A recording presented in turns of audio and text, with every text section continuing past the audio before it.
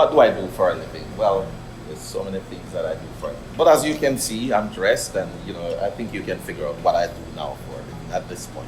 Yes, I've been on the Vineyard for over 2 decades, and I've been as a restaurateur doing, cooking here and cooking there. And I'm very passionate about what I do. Anything you take out of the ocean, I'm from the islands. So I'm an ocean guy. And anything you take out of the water, I cook.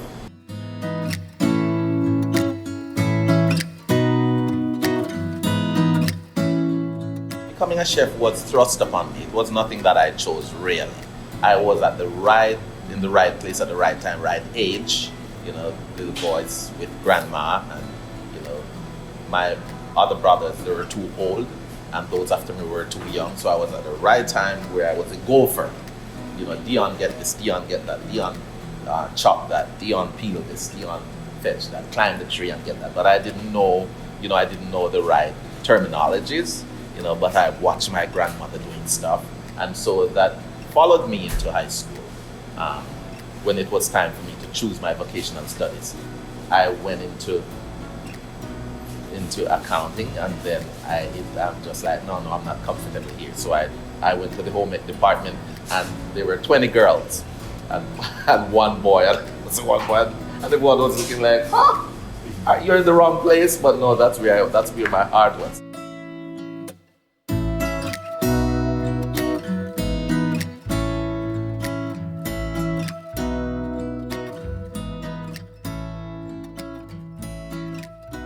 So I'll just show you a few. So these are some local conchs, local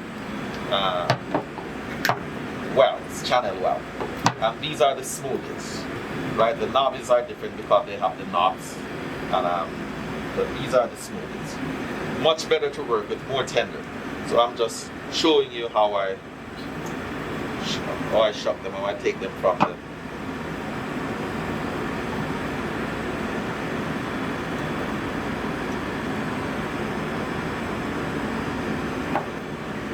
what I do, I take off the guts, and then I take the horny leg, the foot, take it off, and this is what I use to clean it.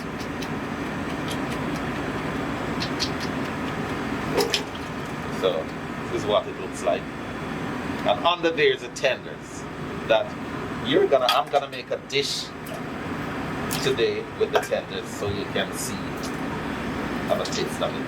But I'll just show you what I do.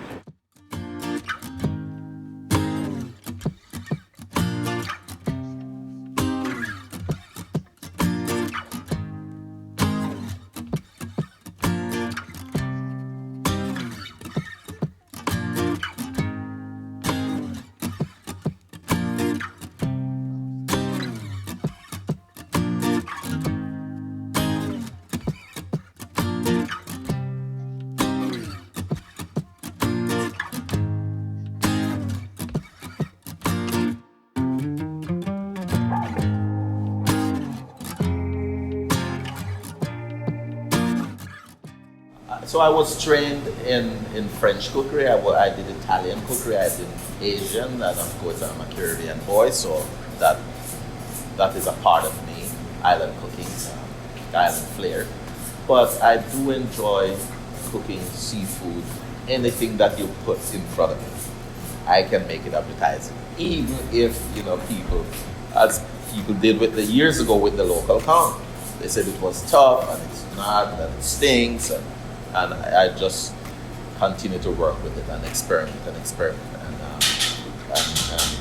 it is that it led me to this, and as you can see, it led me to all these ideas and publishing a book on the local channel well. But I do enjoy cooking.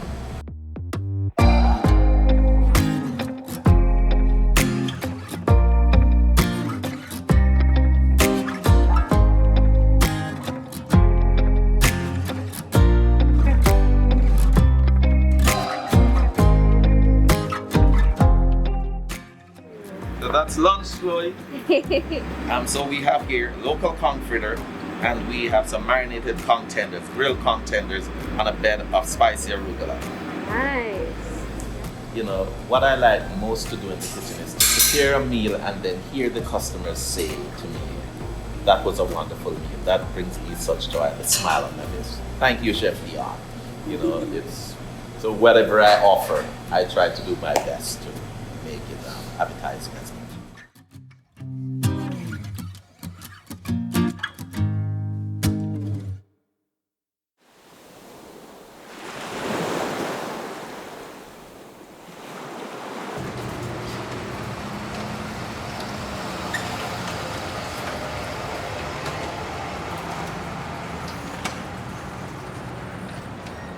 I'm Mike Holtham. I'm the general manager at the Net Result. Net Result's a full-scale fish market, retail, wholesale, and takeout. We get a lot of questions about what's local, and so we try and support the local fisheries as much as possible.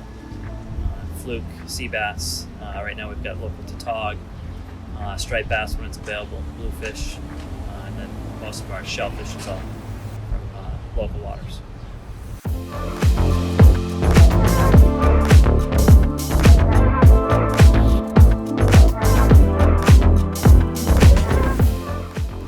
It's tough to put a percentage of on how much of it is from local, but we certainly buy as much as we can locally. So anything that is available, any fishery that's open, generally speaking, we're buying it. It's very seasonal here, but in the year round, we're buying local oysters, hard-shelled clams, steamer clams, and bay scallops when available. We're getting a lot of sea scallops locally as well. And then summertime, fluke, sea bass, tautog, striped bass, bluefish, tuna every once in a while.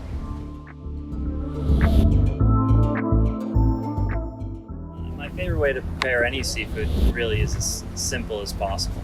For fish, I love fluke, and a simple pan sear, maybe some breadcrumbs, olive oil, salt, and pepper, simple herbs, I really enjoy little neck clams, either raw in the half shell or just simply steamed with a little garlic and butter, and fresh baguette. You can't go wrong.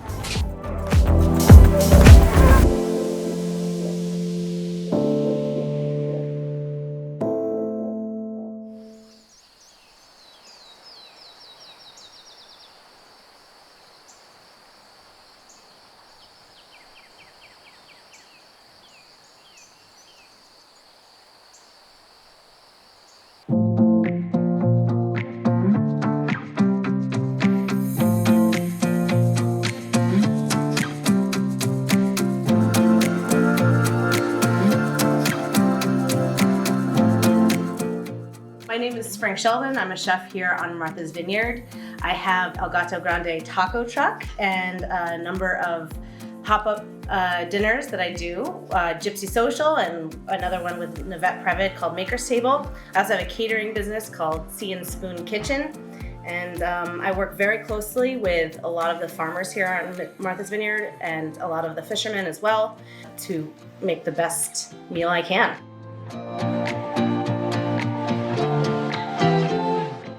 Today I'm going to be making some mussels. Mussels are one of my favorite shellfish to make. They're really sustainable. One mussel can filter 15 gallons of water a day, which is really incredible. So they're not only good for the environment, but they're also a great sustainable source of protein. So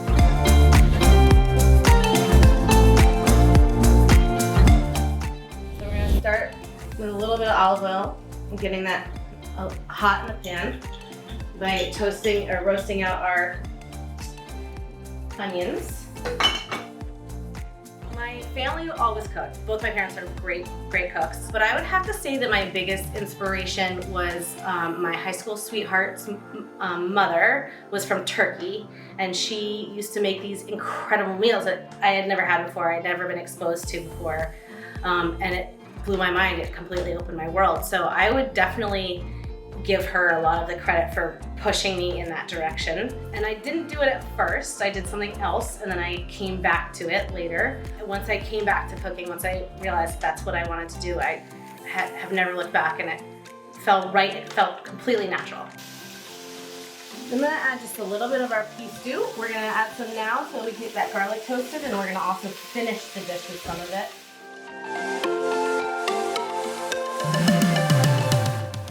So sourcing seafood, it depends. For shellfish, a lot of the times it's regularly around. It's no problem to get it. Oysters, clams, mussels. Fish are a little bit different. I prefer to use fish that are more sustainable, so I stay away from things like swordfish or tuna, and use things like black bass or scup. Bluefish is another great one. So I often will ask fishermen to text me or call me when they're bringing in a batch of fish, and we'll use that as a marker for what's in season as well. Mm-hmm. For that part when the smells start to come. Smell of sauteing onions and garlic is my favorite. It's like Y-bake cookies when you can smell that. All right, we're gonna add our mussels. We get a nice little saute. The onions are wilted. I can smell the garlic is toasted off. And we're gonna add these beautiful mussels.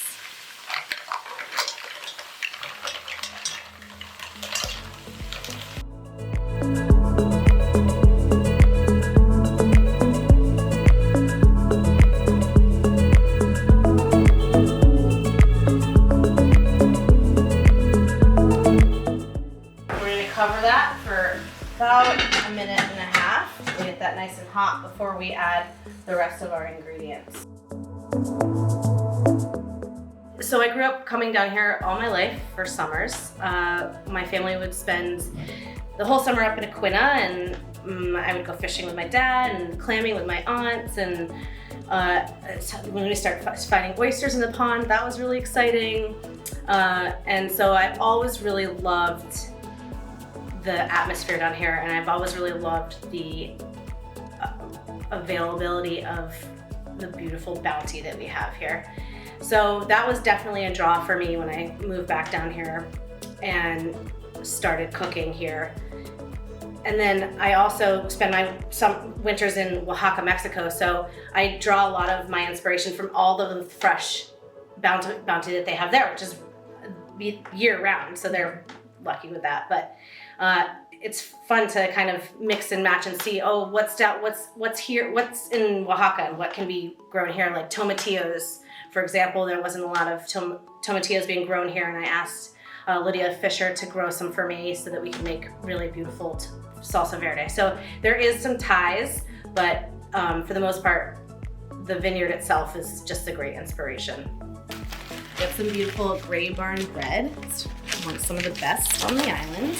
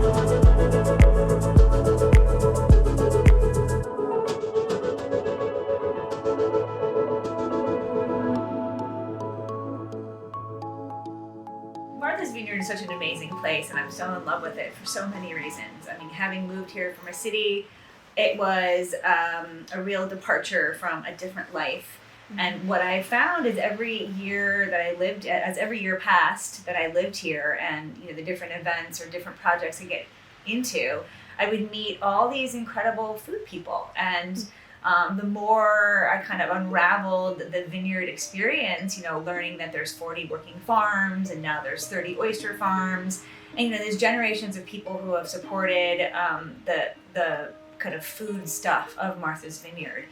The local food movement's really interesting to me, but this is really like an ethos here more than it is a movement. Certainly there's nonprofits working courageously on really connecting local food to our schools, local food to the elderly, local food to our, our food equity programs. And so, our deal here is we really want everyone to be able to have access to healthy food. And what I think is super exciting is there are so many chefs, and there's chefs who are here for a long time, and there's a rotation of them throughout the years in the restaurants as they come and go. But the farmers and the chefs are working closer together more than ever. And so, the challenge now is 90% of our seafood on Martha's Vineyard is imported, which is very much reflective of what's happening in the United States and in Massachusetts. And then 90% of our seafood, what is caught here, is exported. So it doesn't even land here. It literally goes to another port and is sent off somewhere else, which is faceless and unlabeled. And where then we get this imported food, which, obviously is not as fresh and not as, quote, local as we have right off our shores. And so the idea is to really debunk all that and start to make people understand, or have people care about the idea that they want to not just eat local as far as farm food is concerned, but eat local fish. So it's really exciting. I mean, the time is now, the time is ever. And, we have so many of the farmers and the fishers are really interested, and, we're looking forward to the idea that films like this could go into the world and educate people about the glories of Martha's Vineyard, and have them come here for different reasons, and for those who live here, connect to actually what's around them and the food that's actually grown and loved and sourced. And, perhaps that they'll find their ways to farmers market or to seafood markets, or buy directly from the oyster farmers more often than they do now.